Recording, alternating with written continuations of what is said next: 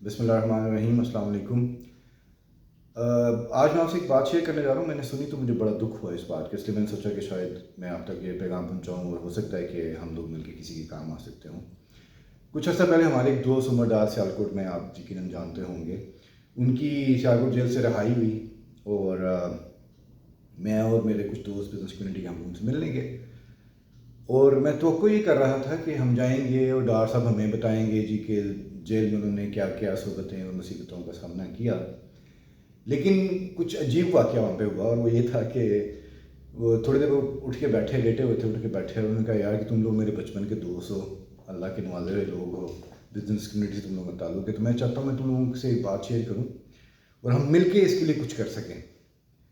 پھر انہوں نے بتایا کہ جس جیل میں وہ بند تھے سیالکوٹ میں، وہاں پہ جو کیپیسٹی ہے قیدیوں کی وہ تقریباً 800 لوگوں کی ہے، لیکن وہاں پہ جو لوگ قید ہیں وہ 3500 ہیں۔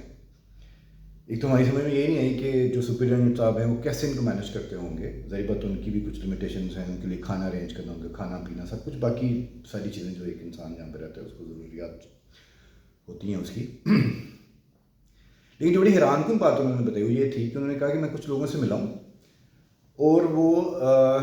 مے بی ان کی جو سزا تھی وہ تقریباً 1-2 سال سے مکمل ہو چکی تھی، لیکن وہ اس لیے جیل میں بند تھے کہ ان کی ضمانت دینے والا کوئی نہیں تھا، ان کے وہ جو بیل کے لیے پیسے درکار تھے وہ کوئی نہیں دے سکتا تھا۔ ایک تو انہوں نے ذکر کیا کہ کسی کے 3000 صرف تھے جو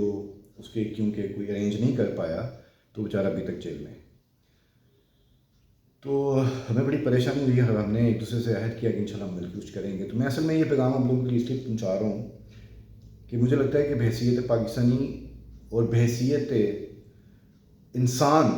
کیونکہ ٹھیک ہے انہوں نے کچھ غلطیاں کی ان لوگوں نے اور اس وجہ سے وہ جیل میں بند ہیں، لیکن اس کے باوجود وہ ایک انسان ہے اور ان کے ساتھ انسانی برتاؤ ہونا چاہیے۔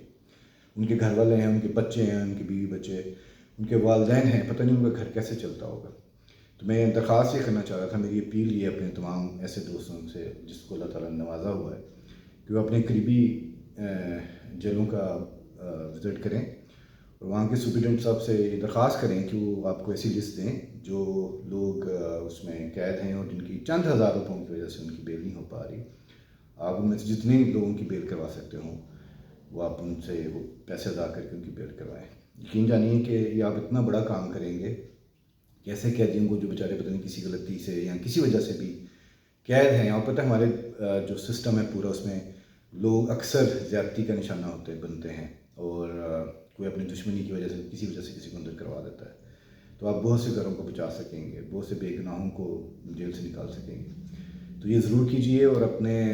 گرد و نواح میں جتنے جیل ہیں وہاں پہ جائیے، اور ایسے لوگوں کو جن کو آپ جتنے بھی آپ کو اللہ نے توفیق دی اس کے مطابق اگر آپ لوگ ان کی ضمانت کروائیں گے تو انشاءاللہ تعالیٰ مجھے پورا یقین ہے کہ اس پاکستان کے لیے اور سب سے بڑا کہ انسانیت کے لیے آپ بہت بڑا کام کریں گے۔ بہت شکریہ۔